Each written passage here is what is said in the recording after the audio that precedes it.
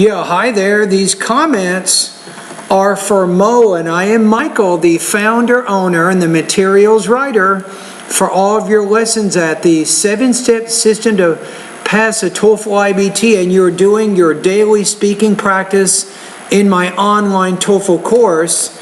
So it looks like you have at least 3 practice tests that you're working on right now. I'm going to download the first one here.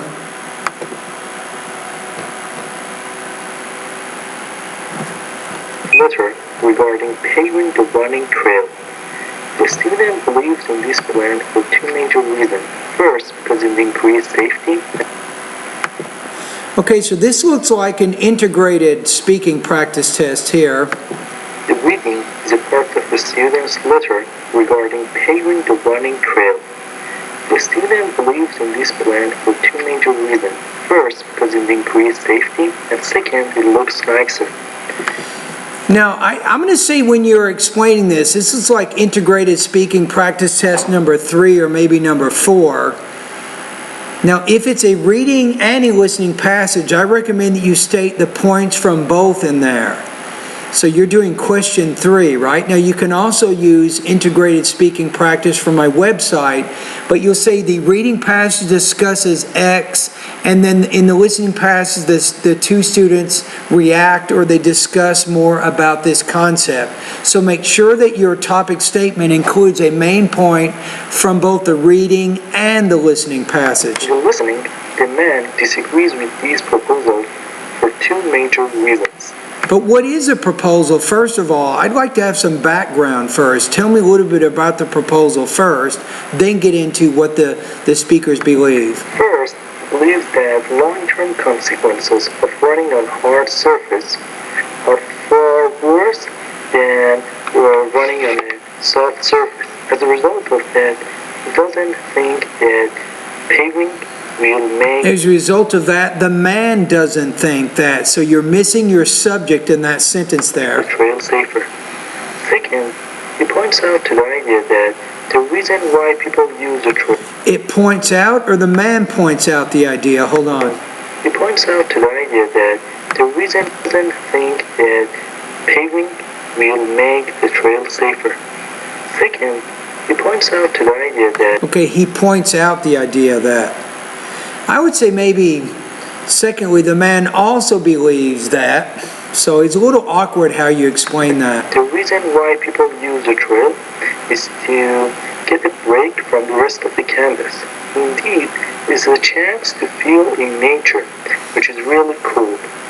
For these 2 major reasons... I would say it gives them a chance to be close with nature, not to feel nature. I would say to be close with nature. It's probably a better way to say that. And disagrees with this proposal. Yeah, I'm going to say on this one, you didn't give me enough background about the proposal first of all, so I couldn't really understand the full context of why the man believed the way he did. So I think that's partly a topic development issue, but let's take a look at the rubrics here, and I can give you an accurate score. This one I'm going to put you below 3. I'm going to put you at about 2.5 out of 4, 19 points out of 30 on this one. I think you had some topic development issues. Maybe you also had some language use issues. And with pronunciation, you really need to put more emotion, more energy into the practice test. You had a kind of a monotone throughout the response. You need to work on that pronunciation. All right, so let's move on. Let's go to the second one here.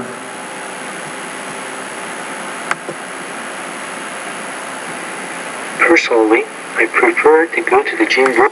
So the question is, some people go to exercise outside or go to the gym each day, while others take exercise or go to the gym when they have free time.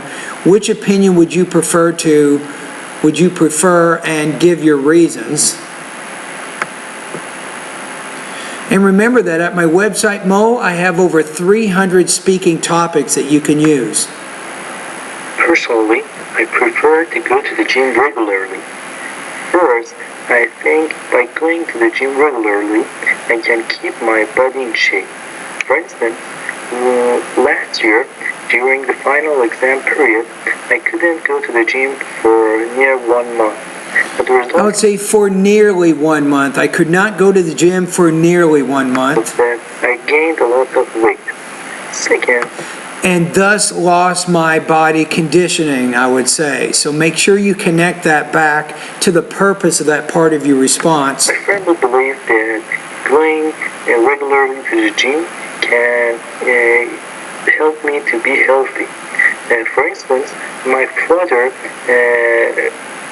didn't went to the gym for around Didn't go. You're killing your speaking right there. You can't make that kind of error. You say didn't went. It's my father didn't go to the gym. So with the word do, you want to use the base form of the verb after that, not the simple 2 past. weeks. And during this period, he got a heart attack, which was very bad for us. Right, you might say during this period, due to his lack of exercise, he had a heart attack.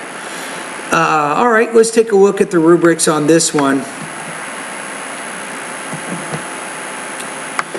On this one, you had a number of problems with language use, for example, with verb tenses I pointed out. Now remember, don't just listen to me here. Write down what your mistakes are. You need to get used to them. So I've already told you you're having some problems with intonation, and you're having problems here, some language use problems, particularly with your verb tenses, so be careful about that. I think overall you had a fairly good topic development for the most part. You're connecting what you're saying back to the purpose, but I did give you some feedback in that area as well. So this one, I'm going to put you at 2.83 out of 4, 22 points out of 30 on this particular practice test. All right, let's do one more.